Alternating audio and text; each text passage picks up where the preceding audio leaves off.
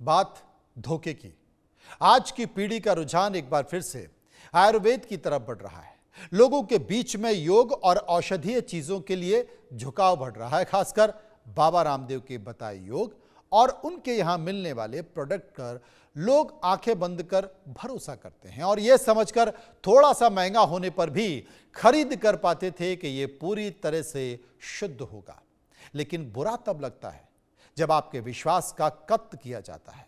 कुछ ऐसा ही हुआ जब देश के जाने माने ब्रांड के देसी घी से लोगों ने चखा तो पता चला गलत है और कार्रवाई भी हुई है। देखिए रिपोर्ट। देश का जाना माना आयुर्वेदिक ब्रांड एक बार फिर सवाल के कटघरे में है।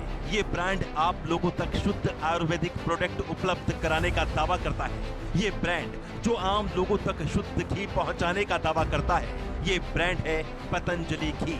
पतंजलि घी सैंपल टेस्ट में बुरी तरह से फेल हो गया। जांच कर रहे अधिकारियों ने कहा है कि यह खाने लायक नहीं है, जिसके बाद जिला मजिस्ट्रेट कोर्ट ने पतंजलि कंपनी और दुकानदारों पर जुर्माना लगाया है। एक तरफ पतंजलि कंपनी पर 1,25,00,000 रुपए का जुर्माना लगाया गया, तो वहीं विक्रेता पर 15,000 का फाइन ठोका गया।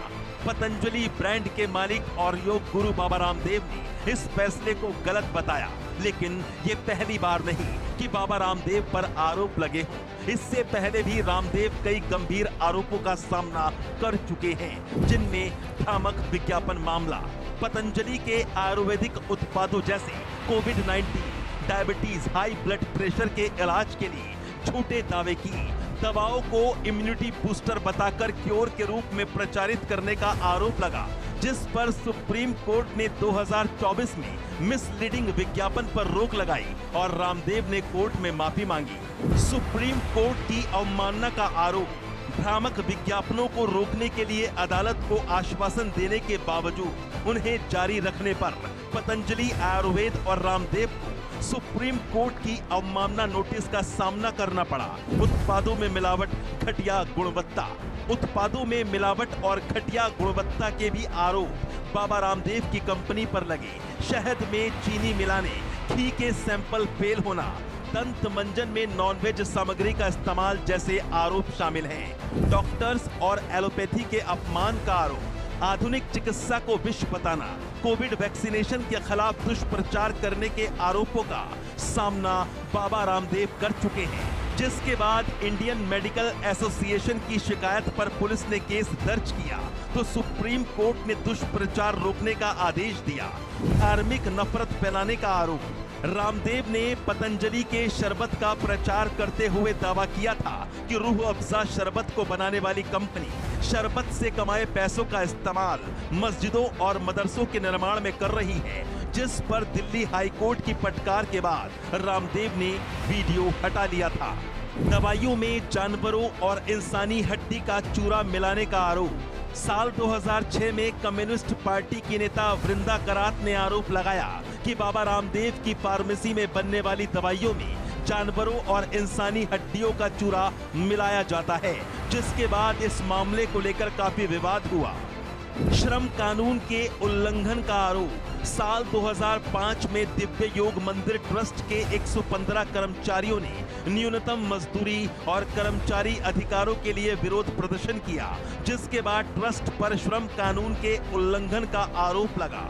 समलैंगिकता पर भ्रम फैलाने का आरोप, 2013 में रामदेव समलैंगिकता पर दिए गए अपने बयान को लेकर चारों तरफ से घिर गए थे। उन्होंने समलैंगिकता को बुरी बीमारी बताया था और दावा भी किया था कि वे योग से इसे ठीक कर सकते हैं। आपत्तिजनक राजनीतिक बयान देने का आरोप, रामदेव ने राजनीति से जुड़े कई लोगों के खिलाफ विवादास्पद बयान दिए हैं। इतना ही नहीं, एक बार तो रामदेव यहाँ तक बोल गए थे कि अगर कानून का डर नहीं होता तो वो भारत माता की जय का नारा लगाने से इनकार करने वालों का सिर काट देते।